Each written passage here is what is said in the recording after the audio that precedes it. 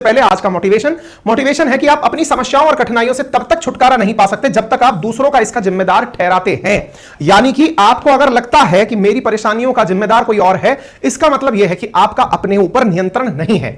आप में से जितने भी साथी हमारे साथ जुड़े हैं और उन्हें ऐसा लगता है कि मेरी लाइफ में जितनी भी परेशानियां हैं उनका जिम्मेदार मेरे घर वाले हैं, मेरे पड़ोसी हैं, मेरे मित्र हैं, मेरी परिस्थितियां हैं, इसका मतलब आप अपनी चुनौतियों के साथ संघर्षशील तो रहेंगे और लेकिन वो जीवन भर रहेंगे। जीतने के लिए क्या करना होगा, मैं अपना उदाहरण यहां पर कोट कर सकता हूं साथियों।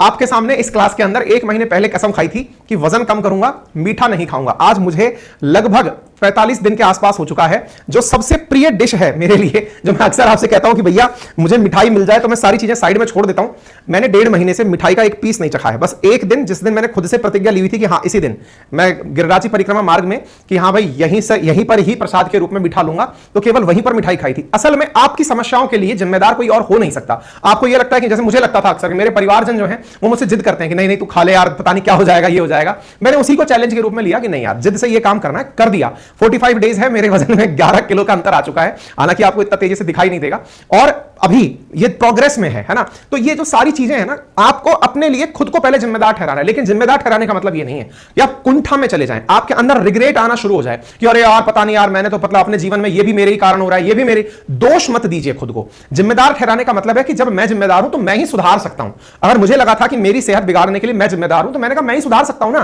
सुधारने के लिए मैंने प्रोसेस शुरू किया और आज आपके सामने हूं, दिख भी रहा हूं। मंथली मैंने 9 अप्रैल के दिन अपने ऊपर काम करना शुरू किया था। आज हम लोग 17 मई के अंदर खड़े हुए हैं। लगभग कितने दिन हो चुके हैं? 9 अप्रैल से लेकर 17 मई के बीच में दिन जोड़ लीजिए, 38 से 39 दिन के बीच में हुए हैं। ड्रेस्टिकली जो मैंने चीज चेंज की थी वो अपने आप आपके सामने रिजल्ट के रूप में मिल रही है। और मेरा आइडियल वेट 73 kg है। ईश्वर ने चाहा तो अगले 6 महीने के अंदर मैं अपने आइडियल वेट पर होऊंगा। ये मैंने अपने आप से अपने आप को कमिटमेंट दिया हुआ है। ये कमिटमेंट जो है ना, ये हर जगह चैलेंजफुल है। मैं चाहे वेट की बात करूं, परीक्षाओं की बात करूं, मैंने एग्जाम्स के लिए कमिटमेंट लिया कि मुझे 6 महीने में आरएएस की परीक्षा पास करनी है। मैंने फर्स्ट अटेम्प्ट में एग्जाम क्वालिफाई कर लिया। तो ये कमिटमेंट है कि आपको पता है कि ये कमिटमेंट है, इसके लिए जो भी अपनी तरफ से आहुति डालनी है वो डालिए। अगर आपको लगता है कि मेरी तरफ से ये बहुत ज्यादा रिक्वायर्ड चीज है इस काम को करने में, कर डालिए। उसके लिए ये विचार मत करिए कि कोई और आएगा मेरी मक्खी उड़ाने के लिए। नहीं, आपको पता होना चाहिए। बोले नहीं सर ये हो ही नहीं सकता। भाई दुनिया जो एक दिन में मेहनत कर रही है वो आपको आधे दिन में करनी है। आप अपने ऊपर टारगेट करिए कि मुझे ये काम करना है तो कैसे करना है।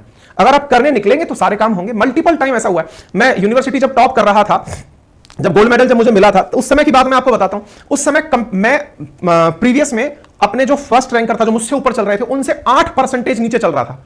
लेकिन फिर एक जिद मची अंदर से कि नहीं यार, करना तो टॉप ही है और ओवरऑल मार्किंग के अंदर टॉप करना था। तो ओवरऑल मार्किंग के अंदर टॉप करने के लिए रात दिन लगकर, मुझे याद है 45 डेज तक मैं औसतन 2 से 3 घंटे सोया हूं। रोजाना 2 से 3 घंटे सोया था 45 दिनों तक। मतलब हालत ये हो गई थी कि बीपी लो रहने लगा था।